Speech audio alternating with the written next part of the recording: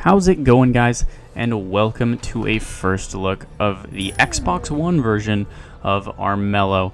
Now, Armello is a tabletop card game, strategy game hybrid.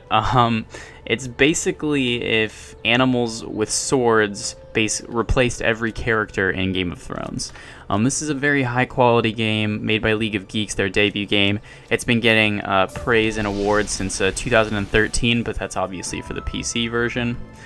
So now we are checking out the Xbox One version, which was just released 2 days ago. So it actually was 25% off and will be 25% off for the next 5 days. And honestly, I can't say how much it's actually worth that $15.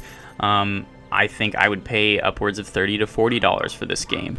The game that you see behind my voice is a game between me and Lex, someone who you've seen on the channel multiple times before. And so the game basically works with 4 different clans, and there's basically the Rat Clan, the Bunny Rabbit Clan, the Bear Clan, and the Wolf Clan. And the objective of the game is to basically become the ruler. The only big criticism I have of the game so far, at least from the few games I have played on Xbox One, is that it's almost impossible to not end the game in a prestige victory. I'll explain a little bit into how that works a little bit later, but basically at the end of the round when the king dies, it just ends as to whoever has the most prestige ends up winning the entire game. But the other ways, there are some other interesting ways that you can win if you end up getting enough rot, which is corruption, which is basically the whole motivation behind the game, is to make sure that someone ascends the throne once the king ends up dying of corruption/rot. But if you get more rot than the king and go in and battle him and win, then you become the new corrupt lord. Or if you can get all of the stones that randomly appear throughout the map and then attack the king, then you can also kill him and become the new ruler. But let's talk about through some of the game mechanics and how they kind of translate to Xbox One. You can tell obviously that it was not made for Xbox. Some of the controls are slightly awkward, and there is a 4-part tutorial that you can play through at the beginning to make things a little bit easier for you, and I definitely recommend that if you haven't played the game before, that you definitely go ahead and play through those 4 parts of the tutorial, because this is a game that you don't really see that often. It is a very, very interesting hybrid of the tabletop and the card game genres. As you can see here at the beginning of the turn, you have a certain statistic there at the bottom left that's going to allow you to pick out how many cards that you're going to start with at the beginning of each hand. Each card has a certain requisite amount of gold or magic that you need to play the card. Also, another thing you're seeing on the screen now, those are followers, which I would say are fairly common in the single player, but in the multiplayer they're a little bit less common, it seems, for the most part at least. A lot of the times you get that follower, which you just saw come on there, which is basically he just misleads you and moves you to random spaces on the map without even asking you. The combat is based on dice rolls, and perils are also based on dice rolls. So basically the perils are different obstacles that people put in your way, whether that be another hero or whether that be the king. Basically you have to come in and hope that you roll the correct symbols so that you can pass it and then win the reward or win the trial so that you can move on with the game.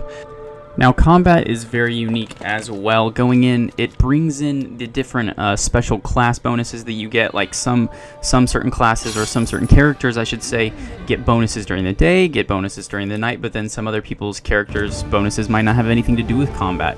It might have to do with stealth, it might have to do with other bonuses that don't have to do with combat. So but moving into combat, some characters are obviously more likely to win the game through going out and getting the stones through their stealth, and then slowly trying to go and attack the king. And then other characters, kind of like the Thane, which is one of the wolf characters, you can go out and just kill all the other heroes, kill all the other units, gain prestige, and just hope that no one else gets enough rot or gets the stones so they can go and attack the king.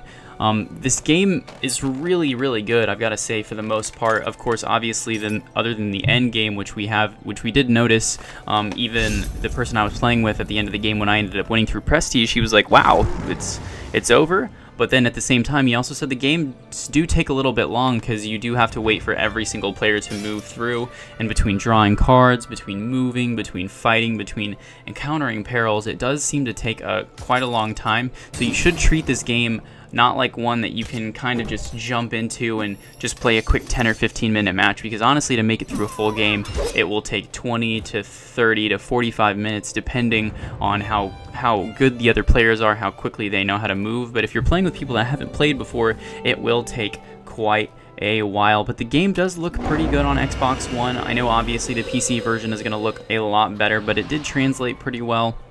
The combat translated pretty well as well. The combat animations look decent, as you can see here with the combat between the Bane and between the other Wolf unit.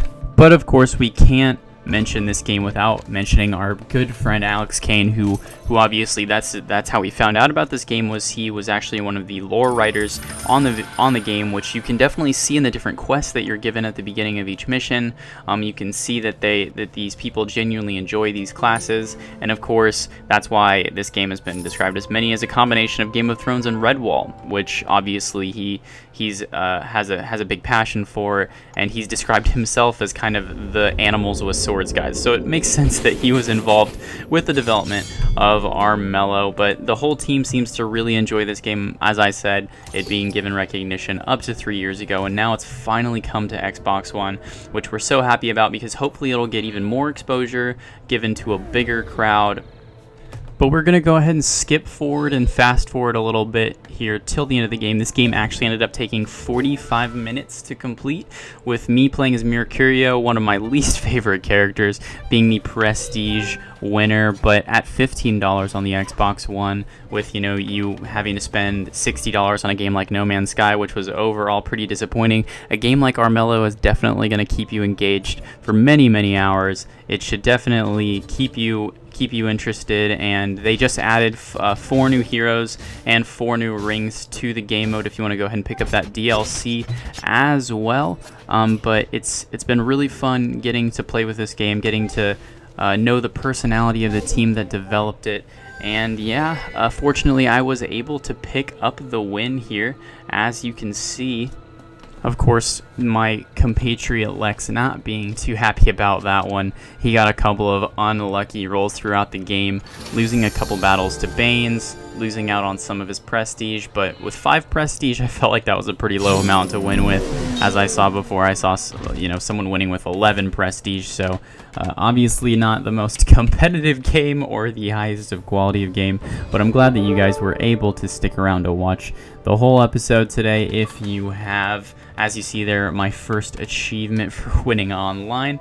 But yeah, it's been fun, guys. Hopefully you guys go ahead and pick up this game. We like to go on a buy, wait for a sale or pass option, and I've got to say, you got to buy this game, especially over the next 5 days, while it is 25% off. Obviously I would have paid $20 for it, but when I saw that it was 15 bucks, had to pick it up, had to support the League of Geeks team, had to support our friend Alex Kane. But yeah, make sure you guys go ahead and like, comment, subscribe, tell us what you think, tell us if you want to see more gameplay of Armello, and tell us what other games you guys would like us to try out over the upcoming weeks. But yeah, it's been fun. Make sure you check out Title Race for all of your gaming, entertainment, and sports needs. We'll see you guys next time.